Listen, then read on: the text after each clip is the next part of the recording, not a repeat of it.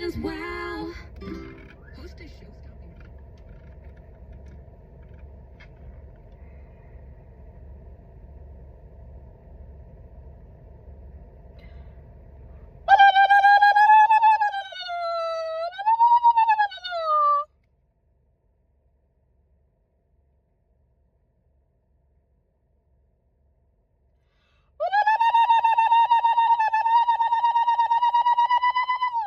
Okay, no, I'm not. Anyway. I was trying to, like, get in touch with my native roots. I'm half native, okay? I've tried that by myself and it felt really good. But on camera, it's not giving what I wanted it to give. Turning the page, moving along, I am going to,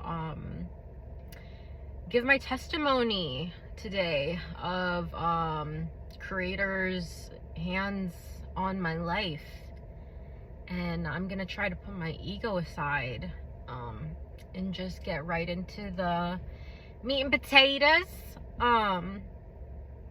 Yeah, I've told my story a lot because I spent a lot of my many years, my early 20s, in rooms of recovery for addiction, and they encourage you to tell your story, and it does help your sober self, you know, pushing yourself, doing new things, trying new things, feeling new things. So yeah, but I haven't told my story in a minute. I tried filming this a month ago, and let's just get right into it. I think it's important to mention that I'm adopted, and my birth mom has always been in my life, but my birth dad hasn't. I actually just got in touch with him recently. So yeah, and that's just important because I really didn't feel seen growing up. I was not cut from the same cloth as my family, as rude as that is to say. I really beat myself up for feeling that way, because I felt like it was wrong. I knew it was hurtful, but it really is how I feel, and I need to embrace that for me. I need to embrace that for me, because if I don't, then it's just taking away from me. It just doesn't serve anybody. It's just not my truth. So yeah, and then I have a sis who's 5 years older than me, and I'm 26. It's funny, I was born on September 26th. We're not from the same blood either. Nope. But I was born on September 26th, and she was born on September 27th. Isn't that kind of crazy? Like, my parents didn't plan that. Like, that's just how it ended up being. So we're exactly about 5 years away from each other. And there's a doggo. And there was, and is still, a lot of discord in my family. Lots of discord. I got sober at 21. And I had a lot of memories blocked from me. Like, I did not remember my childhood at all. And then, like, yeah, when I really stepped foot in my recovery, and I still struggle with that. I still struggle. Okay. I still use occasionally. I know it's a problem, and I know that's not what I want for myself. I'm being honest. And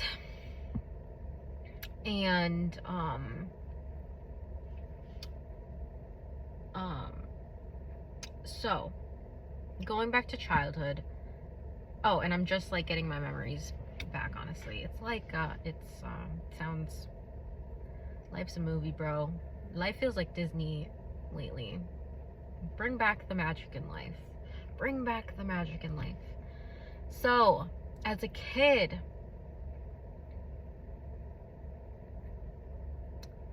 I very much took on the peacemaker role. I very much did. I learned that to be quiet is to not add fuel to the fire. Point blank, period. I know that's not true anymore, and I did the best that I could. I was locked in a garage for timeout right before bedtime. I think it was because I was playing my DS late at night, and my mom was pissed off. So yeah, they told me I was gonna sleep in the garage. I kept hooting and hollering, and they let me out. Don't know. I'll never know, exactly if it was because I made a noise or if they really, never. There was some abusive behavior in the household. Truly, my parents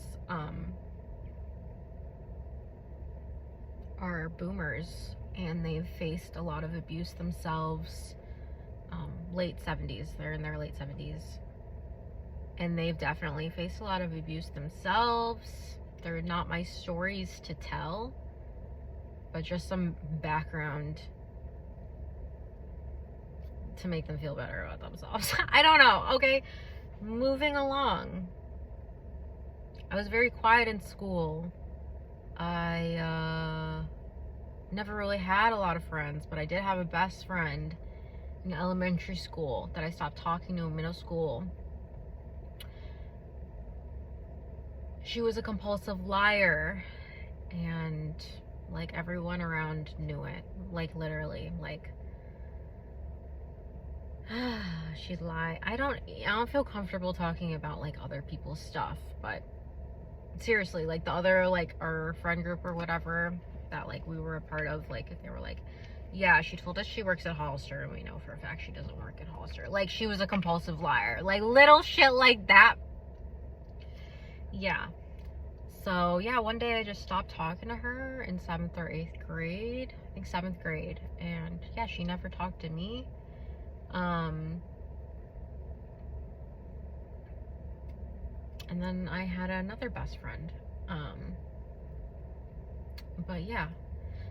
Theme, never felt seen or heard. First love, sophomore year of high school, dated for 2 years. Broke up senior year. Started smoking weed every day with my best friend. Not gonna go into detail there either. Went to college. I was like, all right, this is where we let loose, right? That's what the page everyone is on. We're here to let loose, right? So, yeah, I just wanted to like drink and party and, just live my best life. And I made a lot of mistakes. And a lot of people made mistakes about me. A lot of people did me dirty too. But I did a lot of people dirty. I did. I did myself dirty.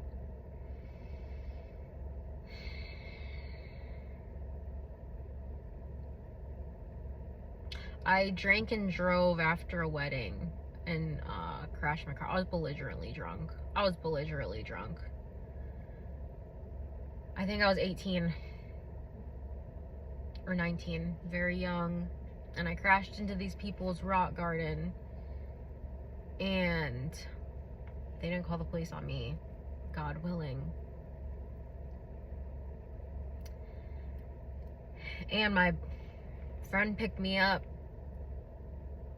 still belligerently drunk, just belligerent.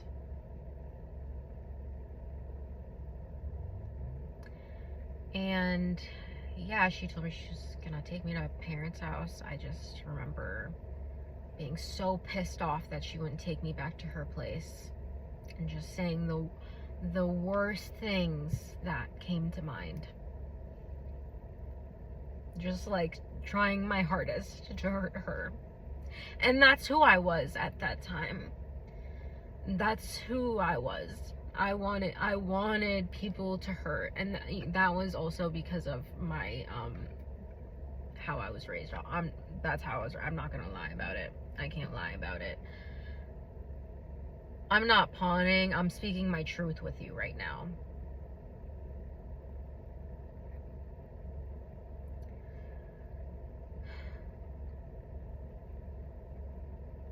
Yep. I used to use my voice as a weapon.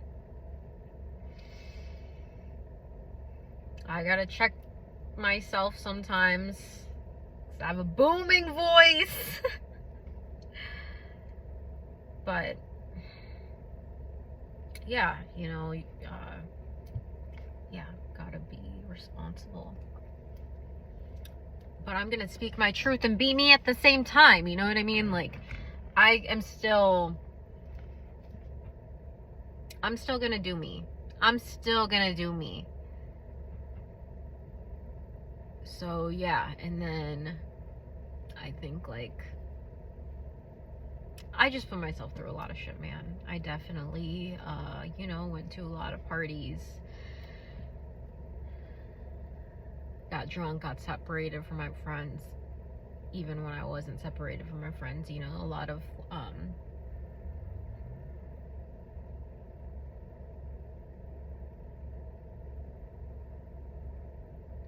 SA, you know, honestly, I don't know what the statistic is for that, but I know it's really common for women. And for one instance, I didn't even realize it was SA until I was 21 or 22, and I was working my AA program, and I was on the 5th step where you share it with your sponsor, and I was going over my resentments, and she was like, yeah, that's SA, and that wasn't okay. That wasn't okay that happened to you. I'm so sorry. Like, she looked me straight in the eyes saying that she is a powerful woman. I was so angry. I was a little messed up in the head from it, but like, yeah, I'm not gonna go into detail about it, but it was SA, and she was right, and I was in denial still after she told me that. But I know now. I was belligerently drunk, and he was high. I was belligerently drunk. He had to help me up the stairs. Okay. I don't want to trigger anyone, but that's my truth. I'm sorry.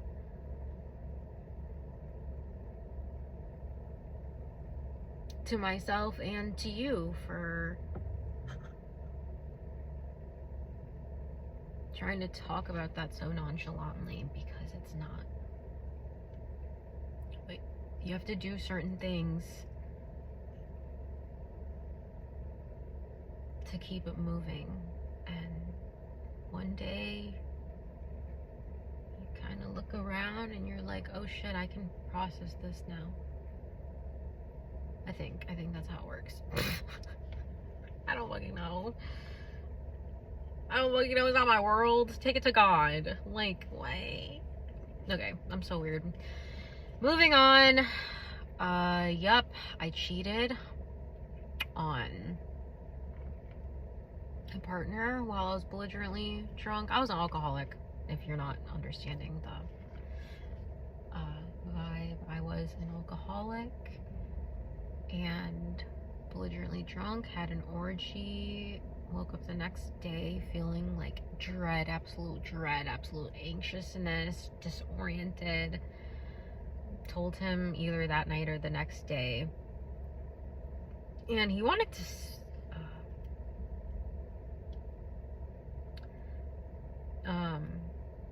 we ended up breaking up, and I mourned that. We were together for 4 months. I mourned that relationship for 8. I felt so fucking guilty, dude. I hated myself. I did. It was my karma. It was what I earned. And he's happily married now. And that, well, yeah, and so that makes me happy. Yeah, I was a mess. I was super toxic. What other stories? Yep, just fucking, oh, I shit my pants in front of that dude. I did not just say that out loud. Yeah, I did. When I was like belligerently drunk, and he helped, like I just like pooped on a towel, and he just like did not like judge me. We just like threw it away. And he just like took care of me, as he does.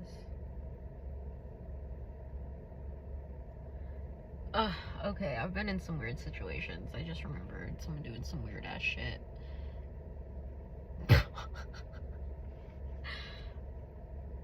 People are weird. I'm weird. I'm weird as fuck. But I'm not the type of weird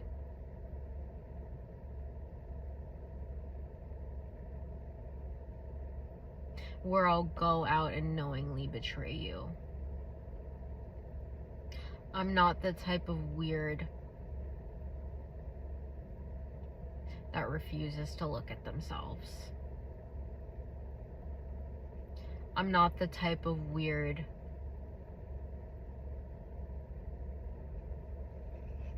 that some people desperately want to paint me out to be. I made a radical, I made a radical change, bitch. Like, I'm not gonna lie. Like, I have gotten drunk since recovery. I was sober for over 2 years, like 2 years and 3 months, and I started smoking weed again. And honestly, I have a bigger problem with smoking weed than drinking. I still want to drink, do not get me wrong, but it's easier to say no to because I traumatized myself with it. I don't even want to say that because, yeah, no, I can still go back. I don't want to drink. I fuck up. I get angry sometimes. I get lustful.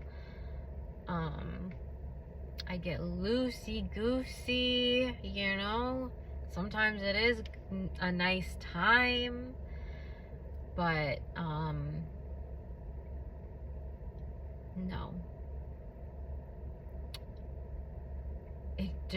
I destroyed myself doing that. Another time, me and a friend went to Milwaukee, and we got belligerently drunk, rented out an Airbnb for New Year's Eve, and went to go see like a EDM concert. We got so drunk, I remember the bouncers kicking us out. We didn't even get in. We were so drunk. 2 like small built 18, 19-year-old girls, belligerently drunk, walk into a gas station. This group of men asked if we needed a ride. We said yes. They're like, hey, come back to our place. We were belligerent. I cannot stress that enough. I cannot. I don't remember most of this shit, but I remember bits and pieces. And then on the way to the hotel, it was like a motel. Like, it wasn't, I don't even know. Actually, it could be a hotel. Whatever.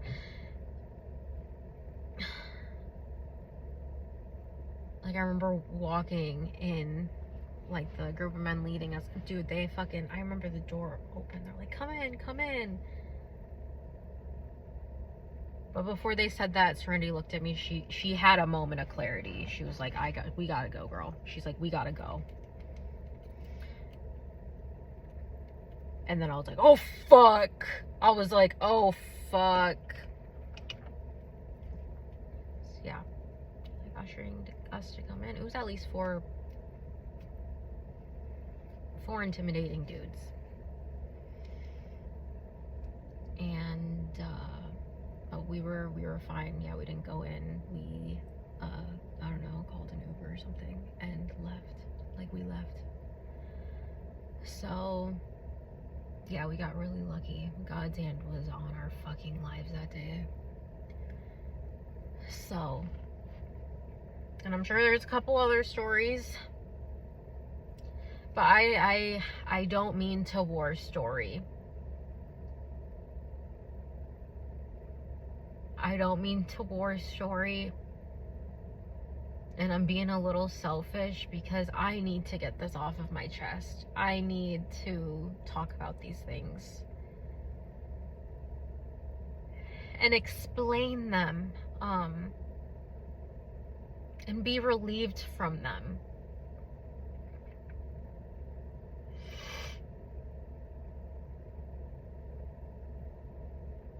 That girl, that version of me,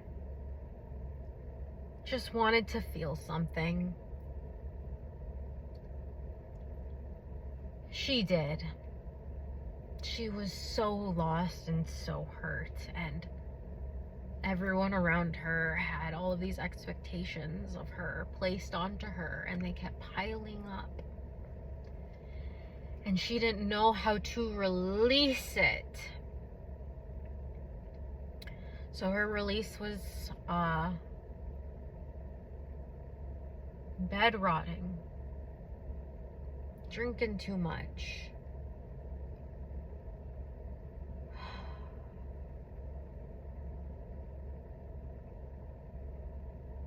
cutting, not anymore.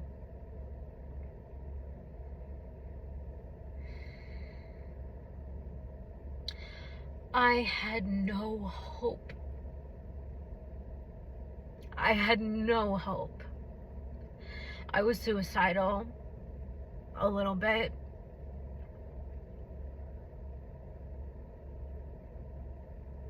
I was neglecting my body. I remember one time I ate so many benzos, I think I woke up like a day later. I didn't even mess with that stuff like that. But that was a bad time in my life. That was not fun.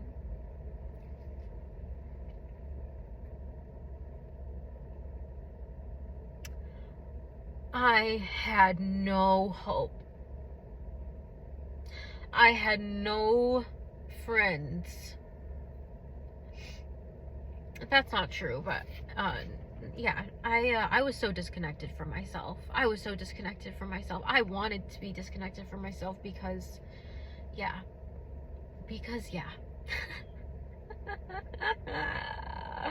Bitch, I'm a joker.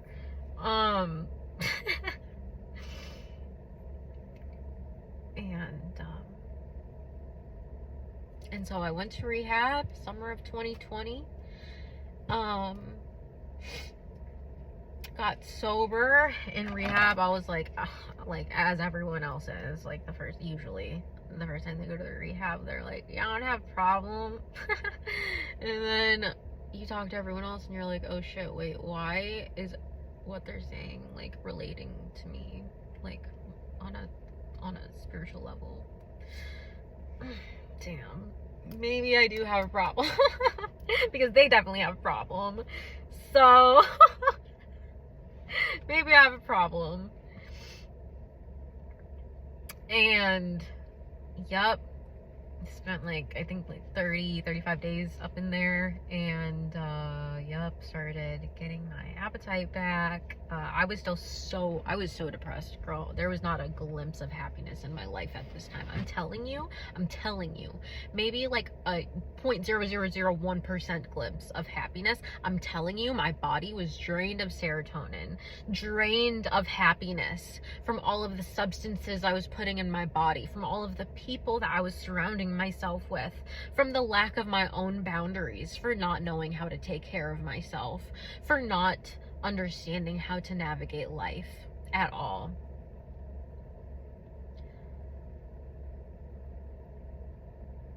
And so when I got out of rehab, I had school to finish. And I got an apartment by myself. And I don't think I started when the semester started. Oh, and then all of my friends like graduated. So I had like no friends. Yeah. Yep. I was scared of people. I'm still scared of people, but I can get over it a little more now. Like, yeah, I can get over it a little more, because y'all shisty out there. Some of you guys, I'm sorry, I don't mean to be talking to my soul family, but like, you know, it took me a while to learn how shisty people's behaviors are, how truly evil some people can be. And let me tell you,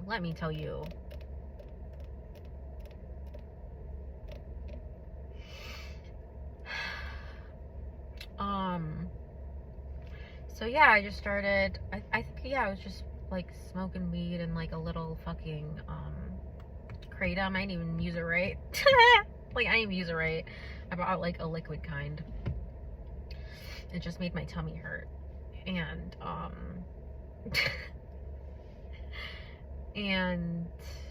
but yeah, I was just really, it was the depression, it was the cycle that I was going through for me. And so I dropped out of school. I just couldn't. Life just felt really heavy. I had a support animal at this time, and he really did support me. He really did his job.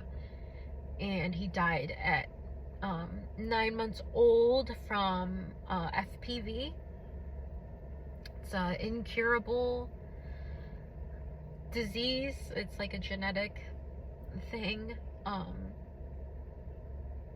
Or something, or I think it's like transmutable, actually, from like cat to cat, but like I'm just saying, like, it's not like from like a neglect or anything, so don't come for me.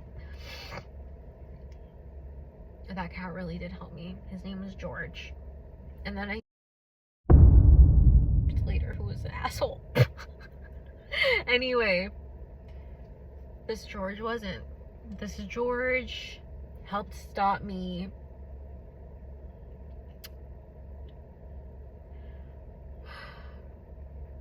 Okay, enough crying. I was abusive myself towards my parents.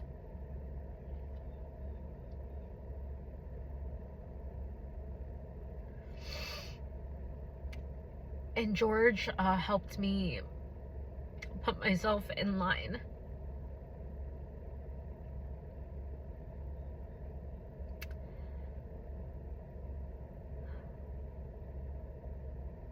So I moved to Minnesota, like literally like January like 2nd, 2021.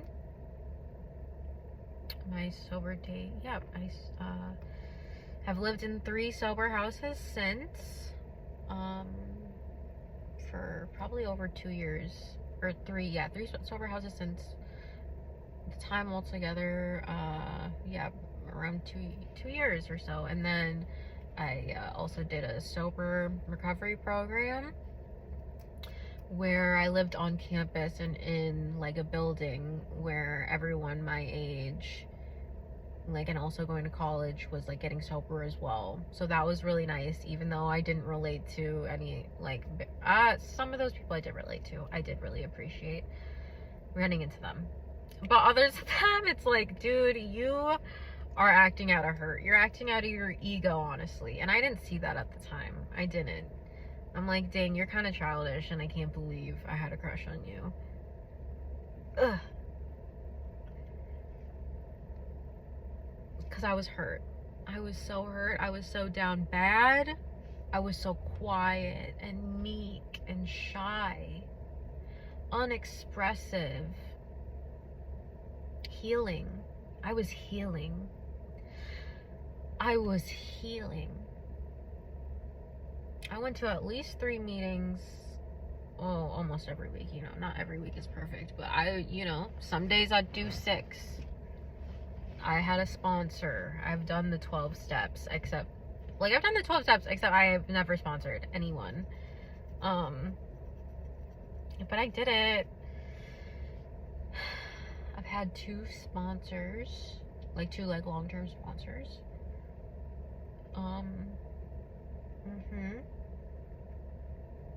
Yup. Would go to fellowship, play volleyball, or go to a coffee shop and play games. Just go out to eat. That was my home. That was my community. I loved the old folks.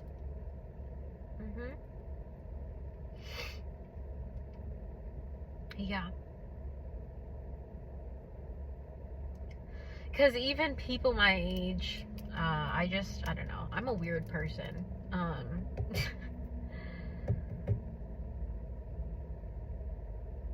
But I'm about to do something real quick.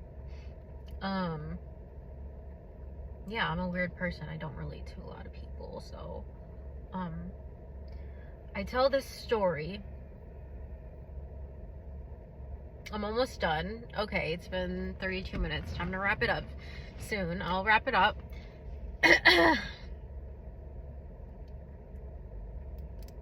So yeah, I was sober for 2 years and 3 months. I was volunteering, telling my story at hospitals, at a hospital, to kids in recovery, underage kids sent to the hospital for being mentally ill and having addiction issues.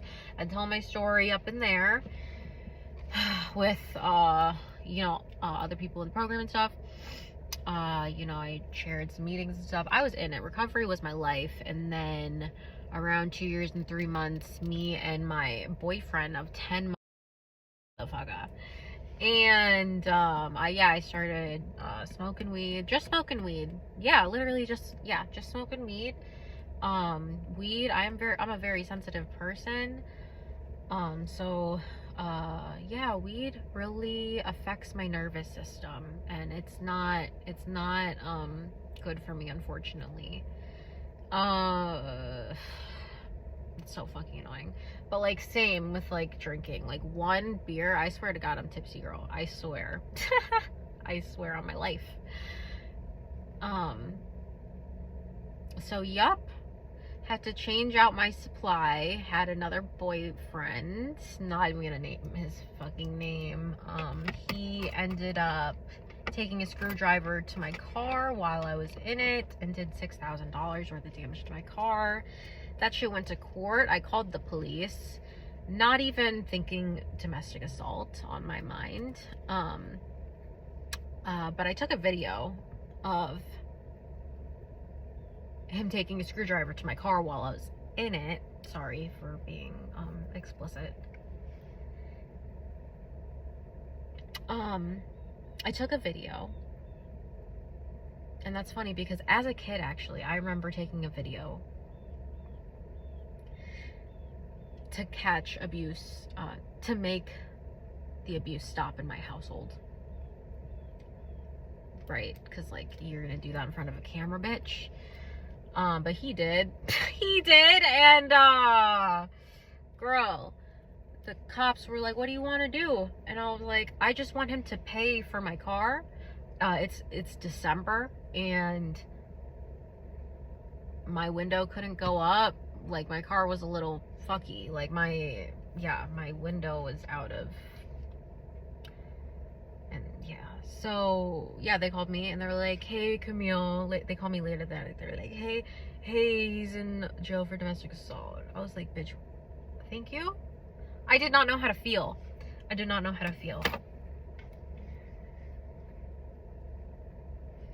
And I could have taken it further and I didn't. So you're welcome if you're watching. Asshole. I know you miss me. Anyway,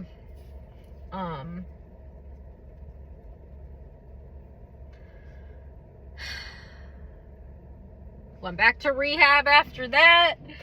I had the best experience in rehab. I'm not even capping. Actually, I went to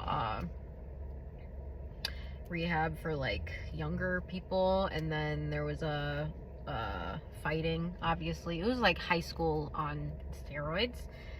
And I was like, yeah, I just came from a violent, like fearful situation. I'm not doing this. And so my ass went to the grown-up rehab, and oh my god, it was so much better. I still like think about that. We had an aura in there. There was an aura in there. There was healing vibes. It was so nice.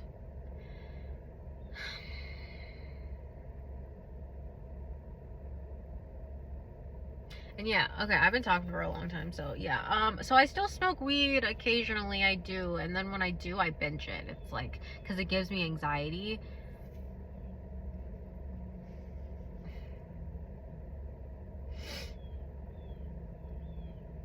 But okay, I'm telling too much of myself now, so I'm gonna back up. But yeah, I really do live a pretty sober life. I'm quitting nicotine. I put my life in God's hands.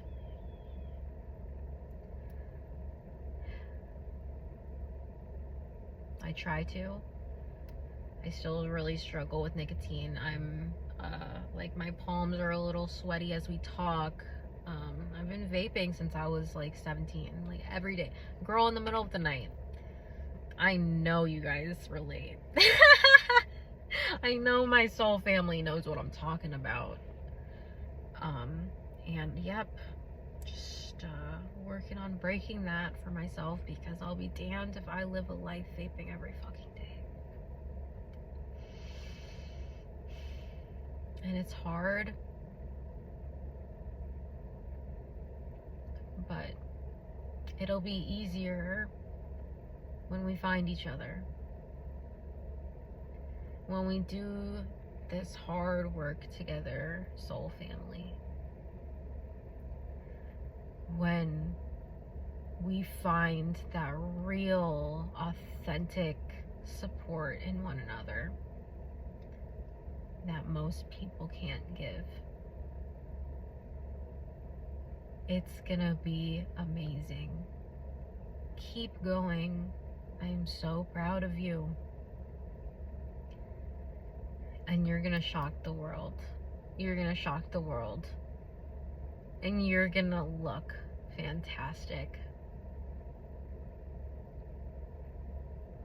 And we're gonna find each other. And we're gonna be friends. If you know, you know. If you don't, you don't. Burp confirmation.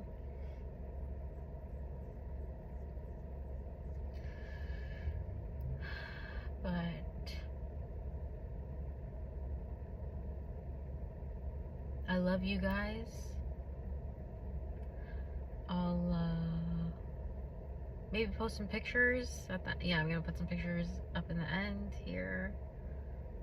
Please let me know if please like and comment, tell me what you think. If there's anything you felt like I didn't touch on, or whatever, just let me know. Or whatever. And yeah, I'd appreciate like the good vibes and stuff. Girl, I'm tired, I'm stressed, but I'm blessed at the same time. And let's do it together, babe. Let's do this hard shit together. In God's name. Love you guys.